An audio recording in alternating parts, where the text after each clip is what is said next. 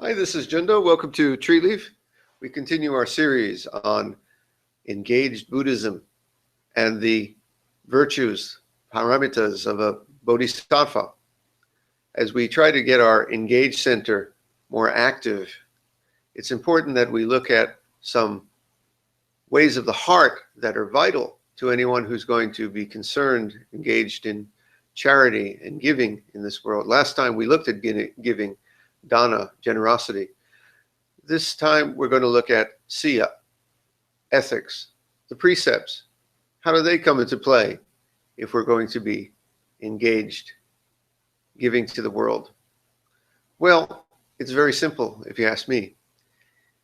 It's a lot easier, it's a lot better and more powerful to be engaged in the world if your heart is pure, if your conscience is clean, and if your lifestyle is healthy.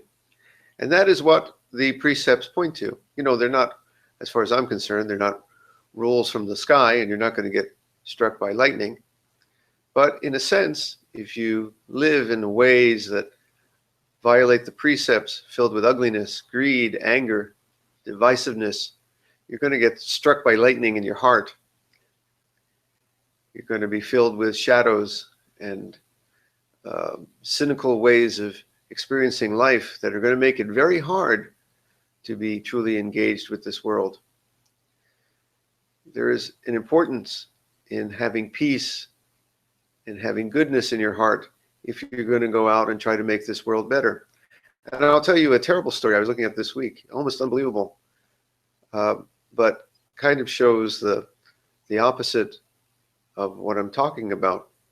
There apparently was some man in the Midwest, somewhere in the United States, who was running a charity for Native Americans and had a beautiful family, 4 kids, and running this charity and raised millions of dollars, but he took about $1 million for himself and got caught and ended up so filled with blackness and anger that he killed himself and even more meaninglessly killed his family.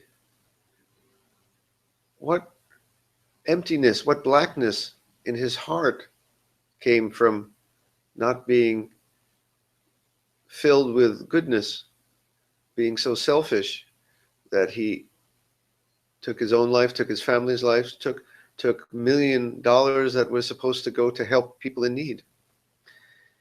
You see, it's important that if we're engaged in the world, we follow a way of peace, honesty, generosity. And that's what the precepts speak to. Now, I had a friend a couple of years ago who was engaged in social work in Africa and fighting pestilence and fighting, I believe, AIDS. They were distributing AIDS money. And he asked me some questions. He said, you know, I can't, in my job, completely follow the precepts. And I said, what do you mean?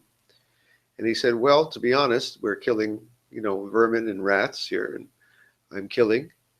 And sometimes I have to lie to government officials because, the system's so corrupt that if we said honestly what we're doing, sometimes we couldn't do it. And he even said, to get some drugs into the hands of people, we're kind of stealing from some drug companies according to the laws in some places. We're selling drugs, we're importing drugs that we really have no right to do, and we're distributing them. I'm violating the precepts. And I said, if you look at the Buddhist stories, the sutras, even the Buddha recognized that there was a time for a kind of Robin Hood. I told him that there are certain times that there are white lies that sometimes have to be told if it's necessary. Killing rats to save lives is taking life to save life.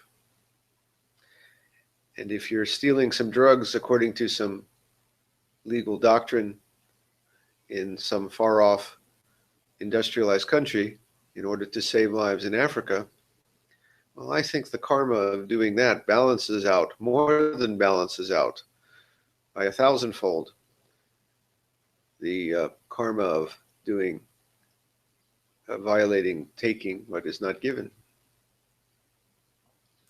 In the Lotus Sutra, the Buddha often spoke of a kind of white lie that we sometimes have to tell the sentient beings. It's upaya, in order to get the teachings across, even if it's not literally true. This is just an extension of that. And I said to him, there might be you have to bear for what you're doing. This is true, but in the big karma bank account, I think you're well in the plus column. That's my view anyway. But in general, one does not steal for selfish reasons. One does not kill out of anger and violence. That's not what we're talking about. One does not misuse one's position in a charity or engaged practice. Ethics are vitally important. The precepts are vitally important.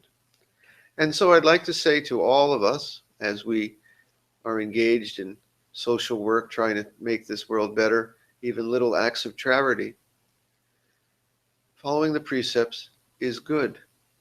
To be good is good. Okay?